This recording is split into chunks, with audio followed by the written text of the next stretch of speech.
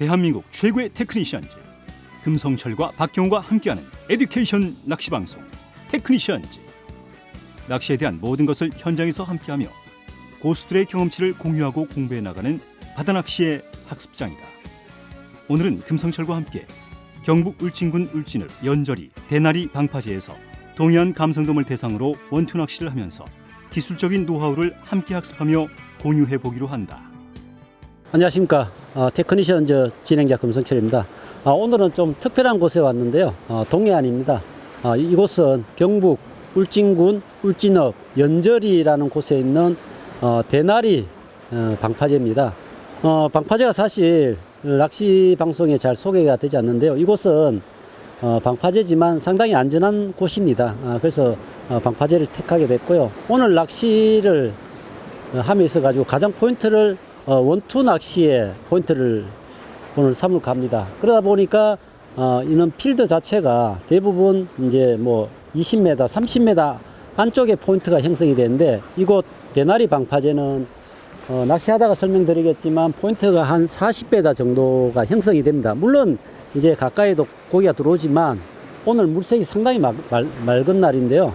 오늘 원투 낚시를 하면서 대상어를 낚으면서 그 과정에 펼쳐지는 여러 가지 그 기술적인 부분, 노하우를 같이 공유할까 싶어서 이 자리에 오게 됐습니다. 오늘 사용할 잽에 대해서 설명을 드리겠습니다. 오늘은 기본적으로 포인트를 40m 내지 50m에 형성할까 합니다. 그래서 원투성이 있는 찌를 선택을 해야 됩니다. 그래서 낚싯대는 기본적인 감성돔 낚싯대를 했고요.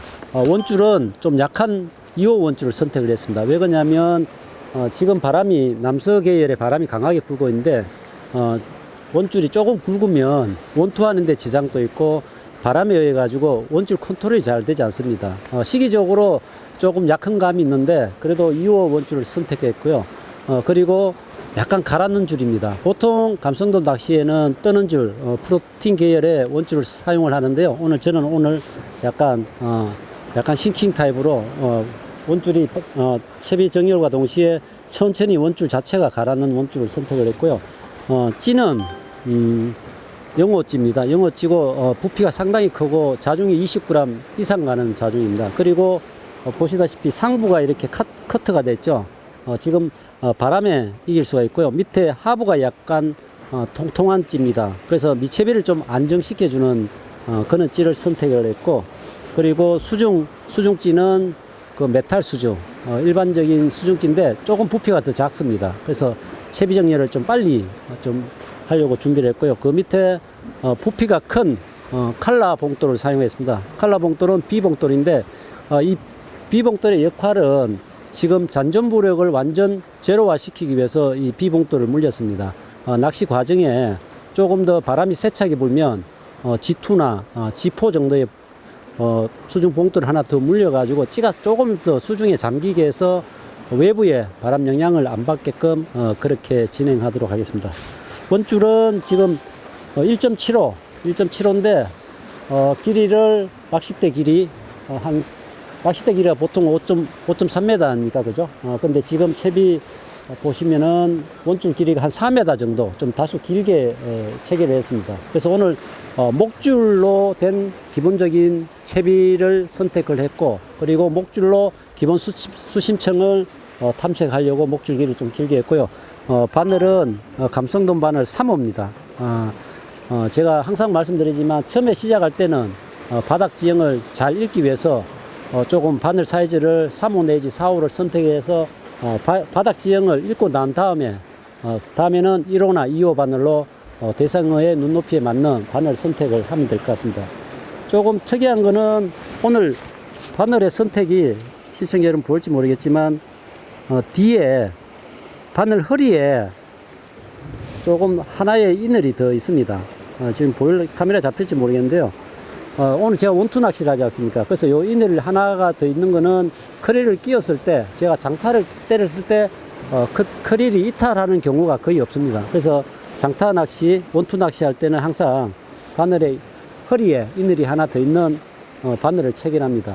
그래서 오늘 동해안 감성돔 낚시를 시작할까 합니다. 그래서 오늘은 사실 동해안 같은 경우 이제 기본적으로 북서 계열의 바람이 많이 불게 됩니다. 그러면 파도가 조금 더 일게 되고 물색이 좀 흐려지죠. 이유는 동해안은 이제 갯바위와 사질대 또는 모래로 이제 그 대부분 포인트가 형성이 되는데요. 북서풍이 불면 파도가 좀 일게 되면 그리고 그 안에 있는 모래들이 약간 물색을 흐리게 해주는 역할이 있는데 오늘은 남서계열이다 보니까 물색은 상당히 오히려 더 맑아집니다. 맑아지고 수온도 조금 떨어지고요. 그래서 오늘 낚시의 가장 큰 복병은 바람으로 인해서 수온이 조금 떨어지지 않을까라는 우려인데 물색이 맑아도 아마 대상어를 만날 수 있지 않을까. 근데 아마 마리수는 좀 힘들 것 같고요. 한두 마리 정도의 마리수는 한두 마리 정도의 감성돔은 열심히 하면 낚을 수 있을 것 같습니다. 지금부터 한번 시작해 보겠습니다. 금성철의 오늘 채비를 알아본다. 낚싯대는 기본 감성돔 전용대, 원줄은 조금 약한 2호, 목줄은 1.75호를 사용했다. 찌는 제로치에 채비 안정을 위해 메탈 수중지를 달았고 그 아래 부피가 조금 큰 칼라 B 봉돌을 달았으며 바늘은 감성돔 전용 바늘 3호를 사용했다. 금성철에게 첫 오신이 왔다. 네, 한 마리 왔는데 과연 어떤 녀석? 야, 사이즈를 잘 모르겠네요.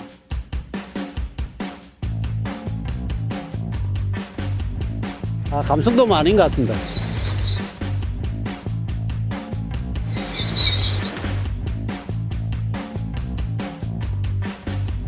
놀래미 정도 될 것 같은데요.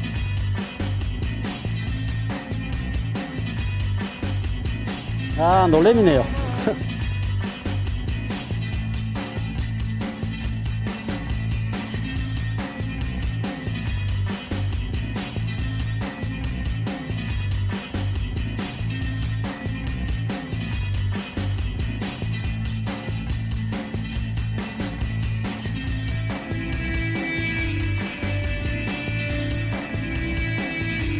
진어돔이 사이즈가 어마어마하네요.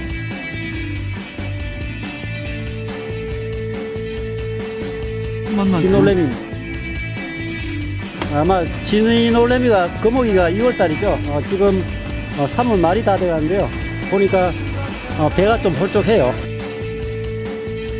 정확하게 여기 보시면 정확하게 바늘 걸림이 됐죠. 야, 감성돔 못지않은 손맛을 보여주네요. 대부분 낚시인들이 채비를 캐스팅할 때 크릴이 한 50분 정도는 떨어집니다. 머리가 떨어지든 아니면 뭐 전체 크릴 전체가 떨어지든 이렇게 떨어지는 것을 자주 목격하게 되는데요. 근데 낚시인들은 빈 바늘로 지금 감성돔을 기다리고 있죠. 그런데 이제 원투 낚시할 때 제가 주로 사용하는 크릴 끼는 방법에 대해서 설명을 드리겠습니다. 바늘 같은 경우에는 아까 이야기했는 것처럼 허리에 이늘이 하나 더 들어가 있는 바늘을 선택하고요. 그리고 크릴을 일반적인 크릴보다는 조금 딱딱한 크릴을 선택을 하는데 딱딱한 크릴은 신선한 크릴이죠. 근데 신선한 크릴이 없을 경우에는 출조하기 전에 소금을 조금, 굵은 소금 있지 않습니까? 굵은 소금을 위에 조금만 뿌려 놓으면 이 소금이 삼투압되면서 크릴이 좀 딱딱하게 됩니다. 그러면 아무래도 원투할 때 크릴이 덜 이탈하는 경우가 있는데요. 일반적인 크릴 때 보통 우리가 일반적으로 낚시를 할 때 꼬리를 떼고 감성돔 낚시할 때죠. 바늘을 끼우려고 그러지 말고 크릴을 밀어서 이렇게 넣죠. 대부분. 그렇게 해서 일반적인 낚시를 할 때는 이런 형태로 이제 크릴을 끼우게 되는데요. 그리고 제가 지금 끼운 것처럼 바늘 기가 완전히 안에 들어가게끔 이렇게 끼워야 됩니다. 요거는 이제 우리가 포인트가 가까이 형성될 때 일반적인 낚시를 할 때 크릴을 이렇게 끼우고요. 근데 이제 지금처럼 오늘처럼 40m, 50m 정도 원투를 할 때는 크릴을 선택할 때도 신선한 크릴을 선택하고 약간 딱딱한 크릴을 선택하는 게 좋습니다. 선택하고 꼬리는 똑같이 꼬리를 떼고 그리고 크릴이 모양이 이랬으면 반대로 끼는 거죠. 크릴 모양 반대로. 이때도 마찬가지 바늘을 넣으려고 그러지 말고 크릴을 이렇게 밀어서 넣어야 됩니다. 그래야 크릴에 살에 상처가 없이 바늘에 안전하게 들어가죠. 예, 이렇게 끼고 여기서 좀 주의해야 할 게 이 손의 장력으로 크릴을 너무 만지면 크릴이 헤어집니다. 마지막에 크릴을 귀를 완전히 밀어놓고 이 상태에서 살짝 조금의 힘을 가해서 크릴을 약간 눌러주는 게 중요하거든요. 그러면 이런 형태로 이제 되게 되는데요.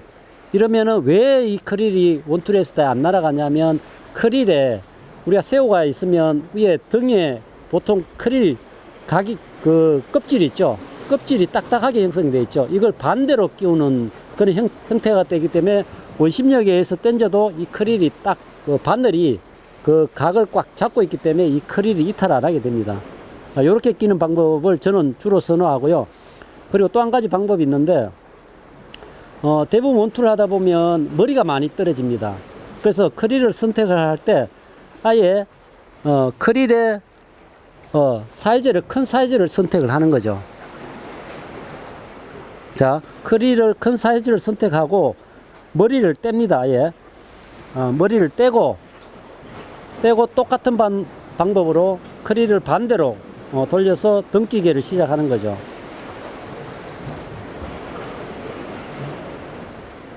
예, 등기기를 시작합니다. 그러면 이런 모양이 되는데요. 부피가 작기 때문에 원투를 해도 먼 곳을 이동을 할 때 저항을 적게 받기 때문에 이 형태로 그대로 이제 자기가 원하는 포인트까지 들어가죠. 근데 해가지고 이 형태가 감성돔이 입질을 안 하냐? 그것도 아닙니다. 머리가 없어도 감성돔이 있다면 분명히 입질을 하게 됩니다. 그래서 원투 낚시에 있어가지고 크릴을 사용하는 방법에 대해서 설명을 드렸습니다.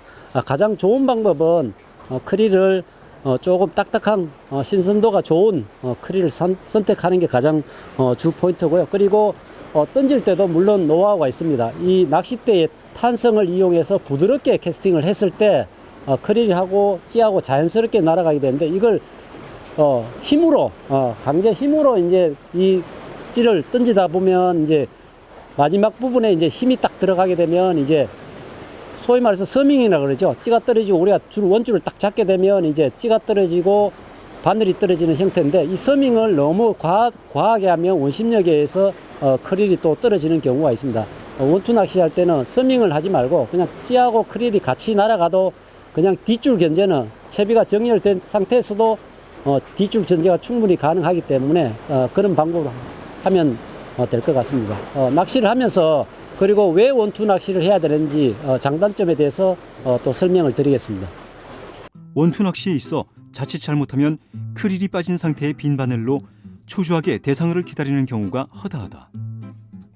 이럴 때는 삼투압을 위해 크릴에 소금을 뿌려 조금 더 신선한 상태의 크릴을 만들어주고 중간 허리에 이늘이 하나 더 있는 바늘을 사용해서 크릴 이탈을 막아주는 것이 좋다고 노하우를 공유하는 금성철이다. 지금 제 채비가 목줄이 상당히 깁니다. 이랬을 때 이제 보통 원투 하실 때 상당히 이제 어려운 점이 있는데요. 원투를 멀리하기 위해서는 물론 목줄 길이가 짧아도 원투하기가 용이하지만 이렇게 길게 사용할 때는 낚싯대의 탄성을 최대한 이용을 해야 되는데요.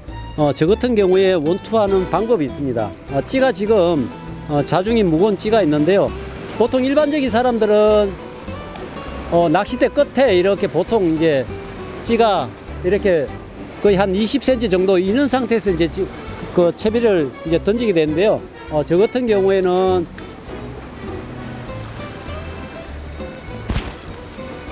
찌와 낚싯대의 거리를 조금 많이 둡니다. 그래서 한 1.5에서 2m 정도 주는데요. 이유는 이랬을 때 낚싯대의 탄성을 더 이용을 할 수가 있습니다. 그래서 저 같은 경우에는 이 상태에서 찌의 무게를 최대한 이용을 해서 자연스럽게 이렇게 던지죠. 지금 대략 한 40m 정도 원투가 되는데요. 제가 서밍을 안 했죠. 원줄을 잡지를 안 했습니다. 왜 그러냐면 아까 이야기한 것처럼 원줄을 딱 잡게 되면 거리도 손실이 있고 그리고 크릴이 원심력에 의해서 떨어질 수가 있습니다. 그래서 낚싯줄을 채비가 떨어질 시점에 원줄을 안 잡고 그대로 놔두고 지금 상태에서 채비가 정렬되면 이제 원줄을 살려가지고 이렇게 준비를 합니다. 그래도 전혀 상관이 없습니다.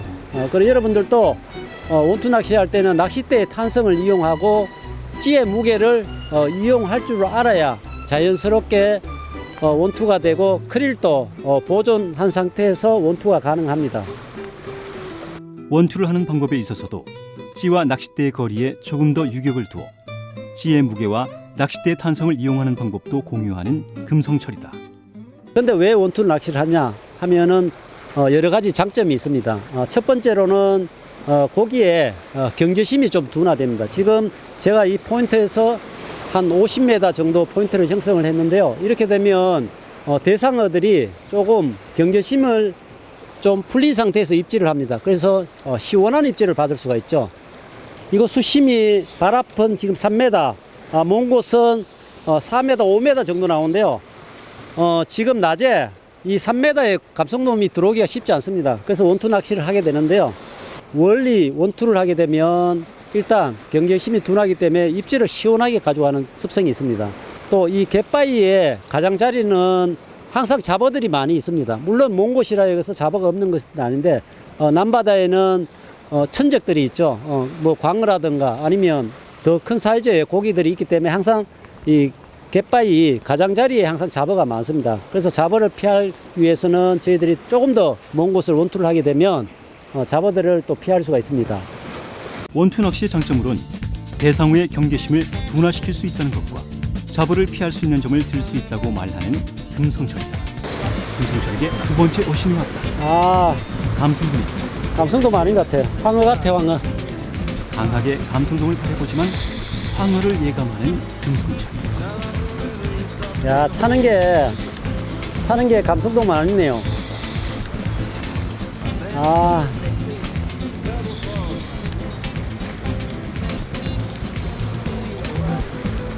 야, 황어네요, 황어. 야, 피딩 타임에 딱 입질 들어왔는데.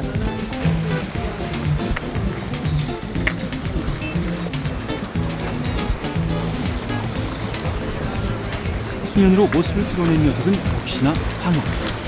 손맛만큼은 감성돔이었는데. 으이씨. 야, 사이즈 좋다. 실망을 감추지 못하는 금성철. 사이즈만큼은 매물급인 녀석이다. 찌가 살짝 잠긴 상태에서 뒷줄을 살짝 감으니까 줄 착 차와왔거든요.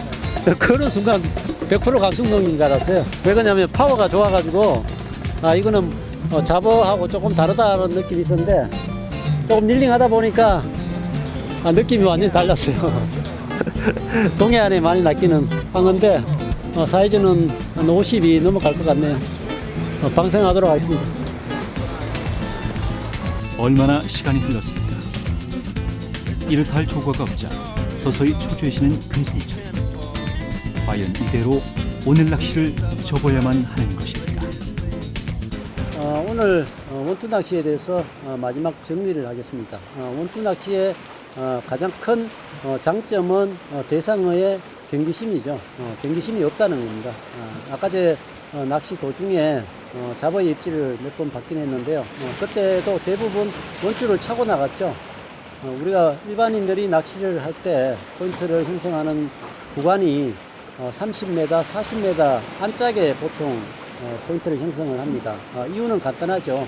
밑밥 운영하기도 좋고 채비 컨트롤하기 좋기 때문에 그 구간에 채비를 흘리고 포인트를 만듭니다. 오늘 저 같은 경우에는 40m 이상 50m까지 포인트를 형성을 했는데요. 그곳은 밑밥이 지금까지 한 번도 들어가지 않는 곳이죠. 그래서 대상어들이 있다면 분명히 입질은 시원하게 입질을 했을 겁니다. 그리고 잡어와의 분리도 용이하죠. 조금 남바다 멀리 갈수록 천적들이 있죠. 뭐 사이즈 좋은 그런 천적들이 있기 때문에 잡어들이 잘 나가지는 않습니다. 그런데 오늘은 조금 이유를 잘 모르겠지만 먼 곳까지 잡어가 나가 있는 상태인데요. 그래서 시청자 여러분들도 이 방송을 보는 시점 되면 아마 감성돔 낚시의 마지막 시즌이 될 것 같습니다. 그때 포인트에 가셔가지고 밑밥도 저 평소보다 클로징 멘트 도중 금성철에게 모심이 왔다.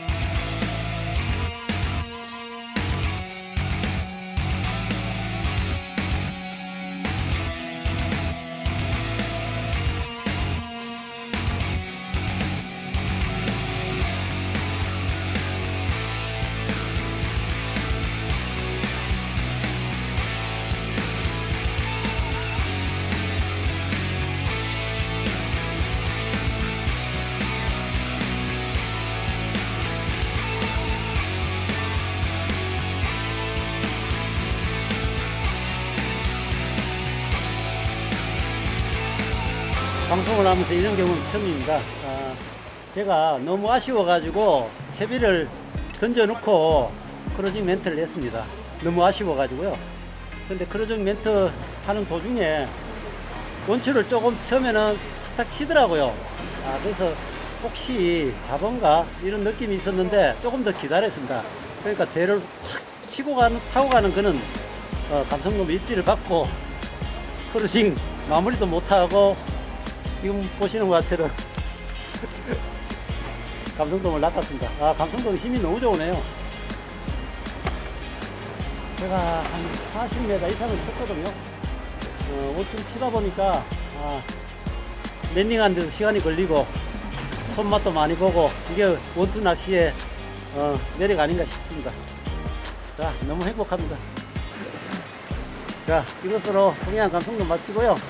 저는 조금 더 해보겠습니다. 해보면 제가 볼 때는 한두 마리 정도 더 할 것 같아요. 피싱 TV